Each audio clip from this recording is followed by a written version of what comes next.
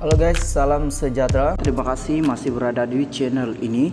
Bagi mereka yang baru bergabung di channel ini, silakan subscribe, like, comment, share supaya Anda tidak akan ketinggalan info-info yang saya akan sampaikan di channel ini.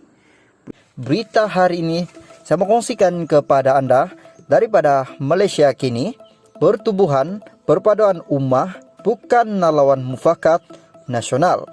Ahli Parlimen Arau Sahidan Kasim menjelaskan pertubuhan perpaduan ummah yang dilancarkan di Perlis semalam bukan untuk bersaing dengan NGO mufakat nasional.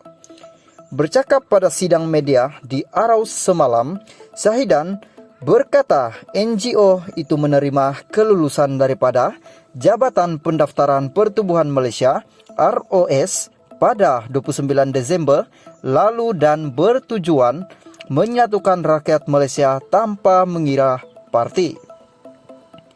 Keahlian bagi pertubuhan perpaduan ummah akan dibuka bermula malam ini, yaitu sejurus selepas ia dirasmikan, katanya sambil menjelaskan pertubuhan itu akan diperluaskan di semua 222 kawasan parlimen. Saya difahamkan perpaduan ummah ini menerima sebanyak sokongan dari media sosial. Untuk masyarakat dari parlimen yang lain yang berminat juga boleh teruskan dengan mendaftar sebagai ahli.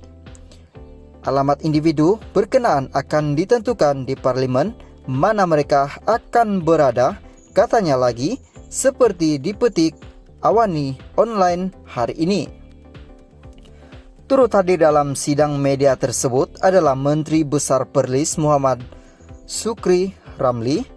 Mengulas lanjut, Sahidan berkata, pertubuhan perpaduan ummah bukan ditubuhkan untuk bersaing dengan mufakat nasional dan dia sendiri tiada masalah dengan pergerakannya.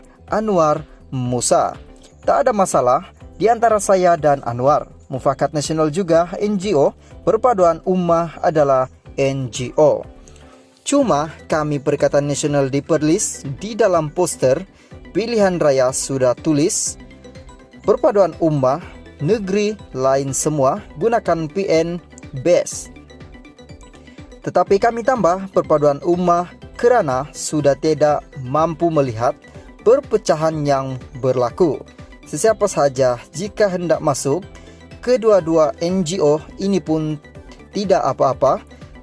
Tiada ada masalah, kata Sahidan. Sahidan yang juga bekas Menteri UMNO berkata, pertubuhan perpaduan ummah akan menekankan kebajikan dan manifesto pilihan raya umum lalu.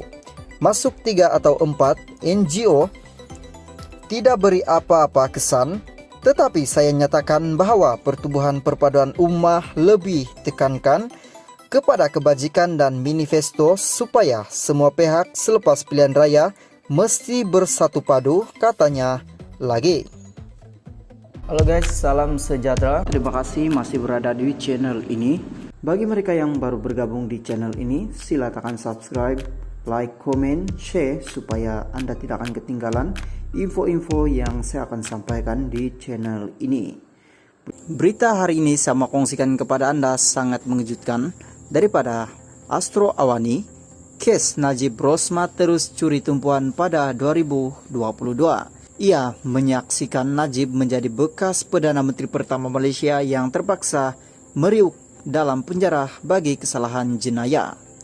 Kuala Lumpur tahun 2022 sekali lagi menyaksikan mahkamah menjadi tumpuan apabila melakar beberapa keputusan penting dalam kes rasuah, pengubahan wang haram, pecah amanah, jenayah serta bunuh yang membabitkan ahli politik dan tokoh atau orang-orang kenaman.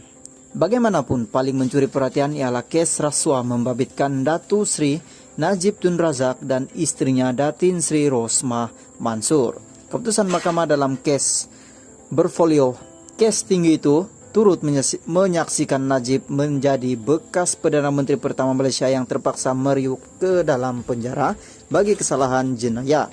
Najib 69 telah dibawa ke penjara Kejang selepas Mahkamah Persekutuan pada 23 Ogos mengekalkan sabit sabitan serta hukuman penjara 12 tahun dan denda Rm210 juta terhadapnya kerana menyeleweng Rm42 juta dana milik SRC International Sendirian Berhad. Panel 5 hakim dipengerusikan Ketua Hakim Negara Tun Tengku Maimunah Tengku Tuan Mat ketika menolak rayuan Najib terhadap keputusan Mahkamah Rayuan yang mengekalkan perintah Mahkamah Tinggi, memutuskan bahawa bekas Perdana Menteri itu semasa perbicaraan kes tidak pernah mempersoal wang sebanyak Rm42 juta yang dideposit ke akaun bank pribadinya. Seminggu selepas itu, isteri Najib pula mencuri tumpuan apabila Mahkamah Tinggi menjatuhi hukuman penjara 10 tahun dan denda Rm970 juta. Selepas mendapati beliau bersalah atas 3 pertuduhan rasuah membabitkan projek solar bernilai Rm1.25 bilion untuk 369 sekolah luar bandar di Sarawak.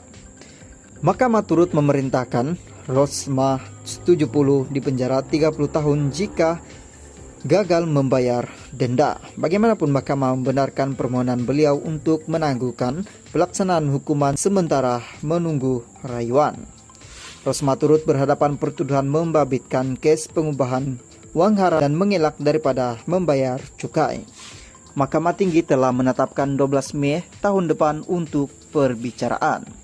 Sementara itu, Najib berhadapan 4 kes penyelewengan wang sebanyak Rm2.3 bilion dana milik satu Malaysia Berhad 1 MDB menggunakan kedudukannya untuk memindah laporan audit 1 MDB pecah amanah jenayah berjumlah Rm6.6 bilion berhubung pembayaran kepada International Petroleum Company IPIC dan pengubahan wang haram membabitkan dana SRC International sebanyak Rm27 juta. Mahkamah Tinggi telah menetapkan 30 Januari tahun depan untuk memutuskan sama ada Najib dan bekas Ketua Pegawai 1MDB Arul Kanda akan dibebaskan daripada pertuduhan atau diperintah membela diri.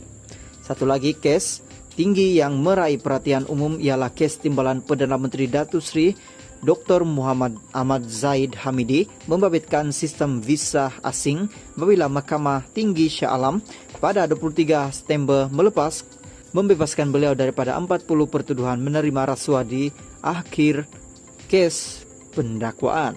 Hakim Datuk Muhammad Mustafa membebaskan Ahmad Zahid yang juga Presiden UMNO selepas mendapati pendakwaan gagal membuktikan kes prima facie bagi semua pertuduhan apabila mereka gagal membuktikan elemen terpenting iaitu penerimaan wang rasuah dan